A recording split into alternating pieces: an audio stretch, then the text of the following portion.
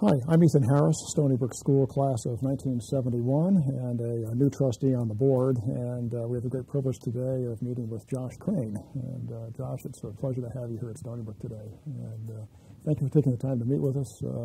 For those of you watching on the school's YouTube channel, Josh is the just newly appointed head to come aboard Stony Brook on July 1. And you're in here, we're taping this here in the 1st of February, and so you have a number of months to go before you actually start work, but you're here on campus this weekend, and it's a pleasure to have you here. It's great to be here. Yeah. The purpose of the interview here briefly is just to help people in the Stony Brook community get their first visibility into who Josh Crane is and get to know you a little bit. Before you arrive on campus and start working here. And just tell us a little bit about your background, where'd you grow up, and where'd you go to school, and all that sort of fun stuff. Give us a little sense of your background. Yeah. So I grew up moving around a lot, primarily in the Northeast. So we call the tri-state area home, New York, New Jersey, Connecticut. We spent, as much as we moved around, we spent the summers in Vermont. So Vermont was kind of an anchor for our family. Wherever we lived, we would come back for the summers in Vermont. And so I would consider myself a New Englander at some level, and went to high school, though, in Atlanta, and then went on to boarding school at Northwood Mount Hermon in Massachusetts. My boarding school experience was a fantastic and formative experience for me as I lived with folks from all over the world, and really just got a chance to focus on my academics, pursue relationships, at the school, and really learned about what a great secondary experience is like, and so that was really fantastic. For college, I went to Vanderbilt, graduated from Vanderbilt in 1995, with a bachelor's in English. After that, I went to Scotland. I went abroad for a year, and my favorite course when I was an undergraduate was European Romanticism. I really enjoyed studying particularly the English poets, Byron, Shelley, Keats, and Wordsworth. And this course in Scotland, the University of Glasgow, was offering a master's course in that. And so I saw that and applied and went to Scotland, which was really a fantastic experience for me as well, because I lived with folks from, again, all over the world. And had a great experience there. You didn't pick up the Scottish brogue while you were there. I didn't. When I was there, I might have had a little bit of it, but it's left me since then. What happened after Scotland? So I was coming back to the States thinking, I want to teach AP English. I want to take all this great philosophy and literature that I've learned and teach it to 12th graders. That was my plan, to go and teach AP English. I believe God has a sense of humor, and he put me in 6th grade teaching English. That was the job that was available to me at the time, coming back in Nashville, Tennessee, where I was. And I really enjoyed it. But I found that teaching Byron to 6th graders was kind of hard. They don't really have a Byron for Kids book out there. So I taught, though, really enjoyed that, coached basketball and baseball. But my father was a technology executive, and so it was the height of the dot-com boom. I had my eye on that world. It coincided with the birth of my first daughter, and so I made a move into the business world, where I jumped on with a dot-com high flyer in Nashville. We built websites, internet applications for businesses, and we were the quintessential .com. That's quite a gear shift going from teaching into high tech like that. It was a big gear shift, a right angle turn, but it was a great experience. But the company I was working for was, again, a quintessential .com, and it went up like this and then down like that. So it was a real learning experience for me. But I did finish my business career. I jumped on with another firm after that. And really was able to see good business practices worked out, lived out, and that also taught me a lot. But towards the end of that time, I really began to feel a restlessness in my spirit, that there was something else that was out there for me to do. And I couldn't quite put my finger on it at the time.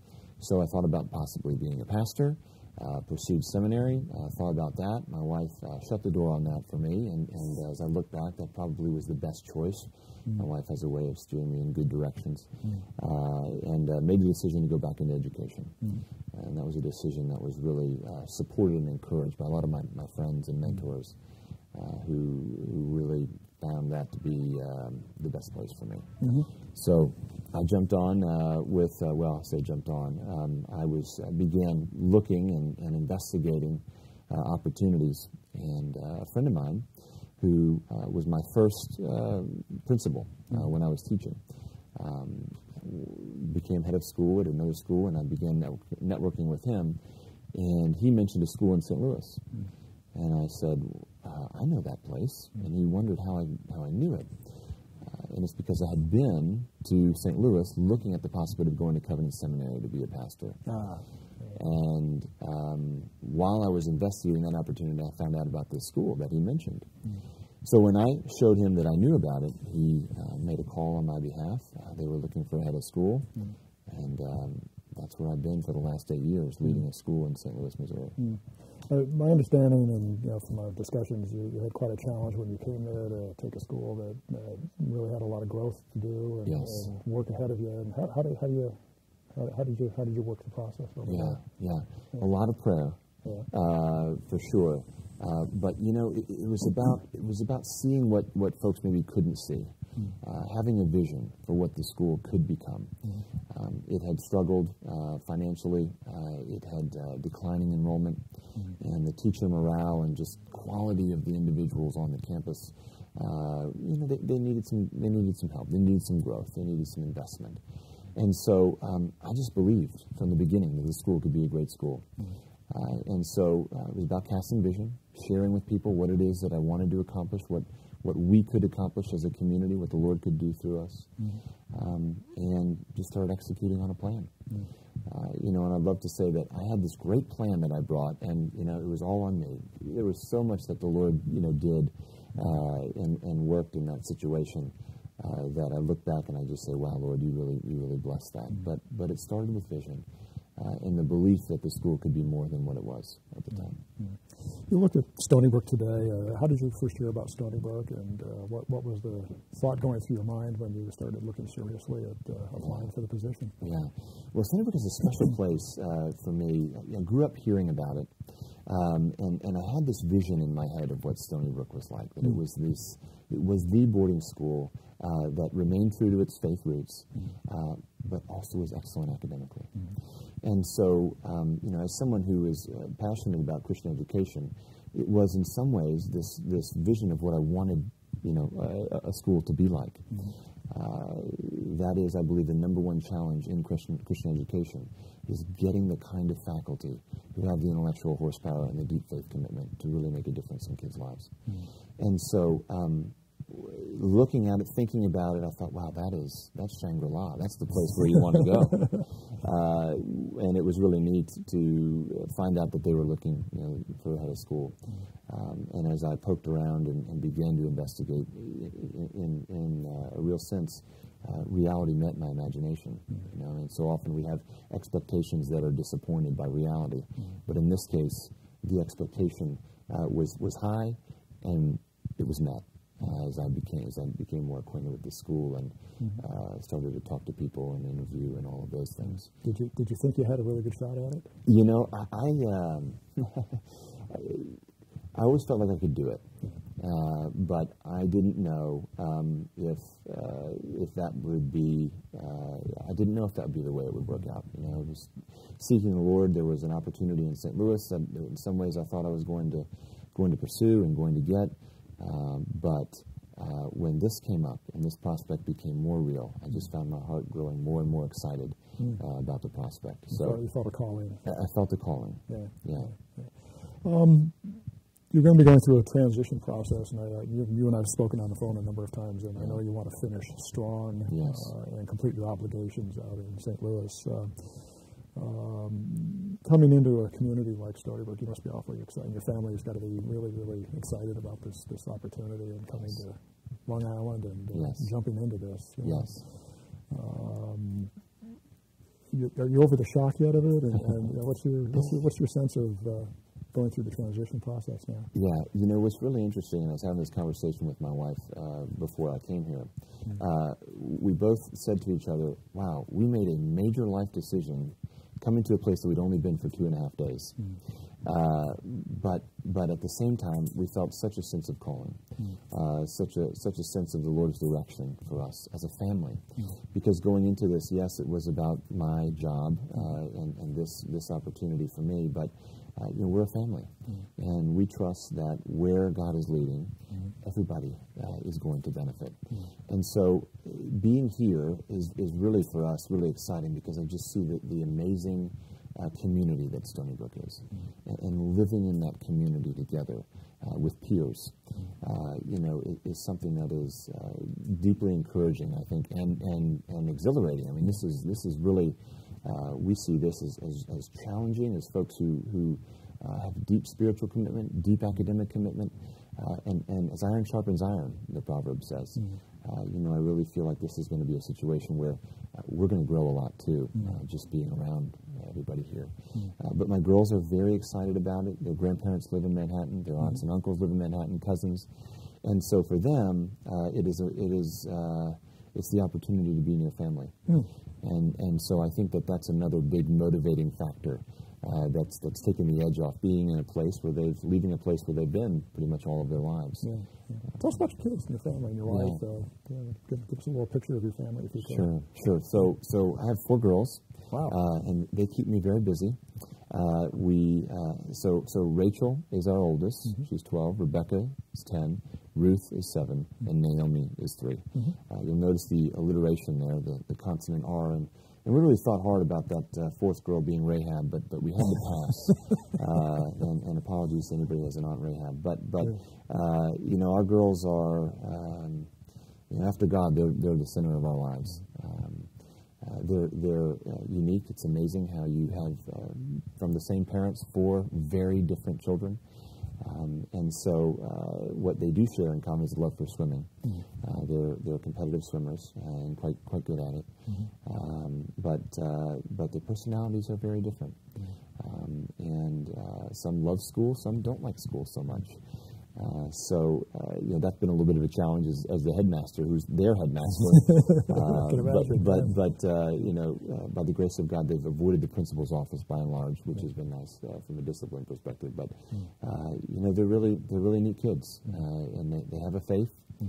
I believe they know the Lord, and that's what means the most to Jennifer and me. Talk about Jennifer a little bit. Where did you guys meet? We met post-college. So Jennifer was working in Memphis, Tennessee, there where she's from, after graduating from Princeton. She was actually working for a financial services firm, but she is a Renaissance woman. She's an architecture major from Princeton, but she also played college tennis for Princeton, and was working because her dad is in the financial services industry, was working with him. So a mutual friend of ours set us up. I was living in Nashville at the time. She was in Memphis, about a 3-hour drive. And a friend of mine had come over, he's from Memphis, had come over to Nashville and said, I have some pretty neat friends that you might want to meet. And he told me about this one particular girl who was tall, went to Princeton, and was a great tennis player. So I said, I'm going to come over to Memphis, and can you have her come out with us? And sure enough, we all went out one night and hit it off. And the neat part of the story is, so we made a great connection, but Nashville and Memphis are 3 hours away. And so, how's this going to work? Well, it turns out that my pastor in Scotland was preaching at her church 2 weeks after we met. So I had a great opportunity to not look too desperate and say, hey, my pastor in Scotland is going to be in town preaching your church. What are the odds? Let's go out the night before. So we did, and the rest is history. We dated for a year. We're engaged for 6 months, and now I've been married for 15 years. That's terrific. Great story. Yeah. What does the Stony, you have a great opportunity with the cameras here in a short interview like this.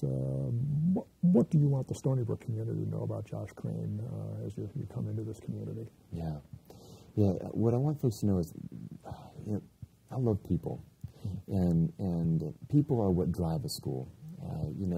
Schools thrive when human capital is high, and what I would want folks to know is, I really am energized by people, hearing their stories, seeing how they're wired, seeing what plans the Lord has for them, and watching them grow in that potential.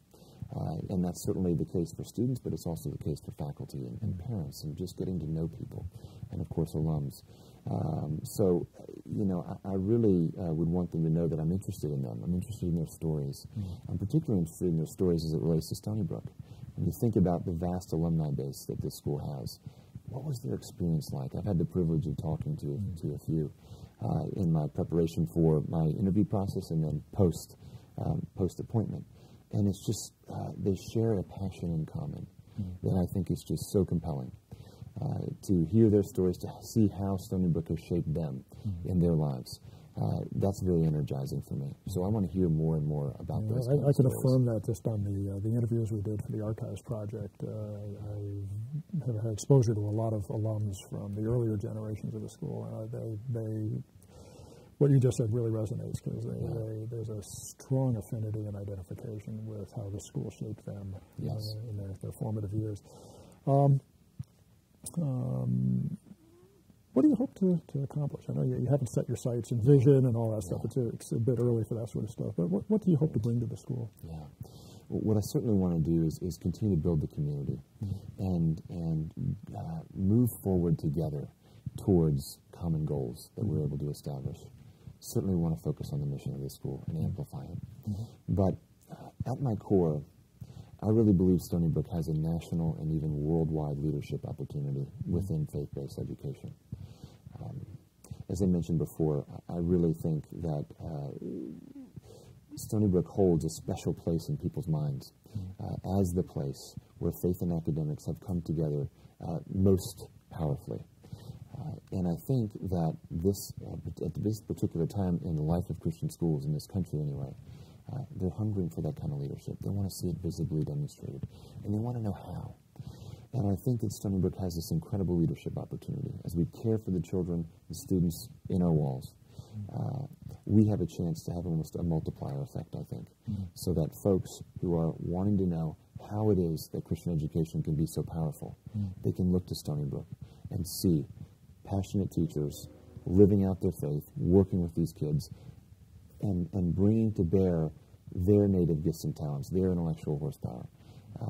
I think the fruit of that is really special, and it's a story that needs to be told, not just within this community, but beyond.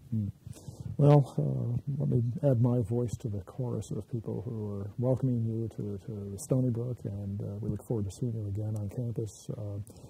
And I know there's going to be a lot of people looking forward to meeting you over the course of the next year as you get settled in and get underway here at Stony Brook. And congratulations on being chosen and for accepting the role and taking it on. And we're glad to have you here. I know in the board discussions that I've been part of, there was a lot of enthusiasm and excitement, and we're really looking forward to having you on board as the next head of school here at Stony Brook. So, and thank you for taking the time to sit down with us for this brief chat. So, Great. Thank you very much. Thank you.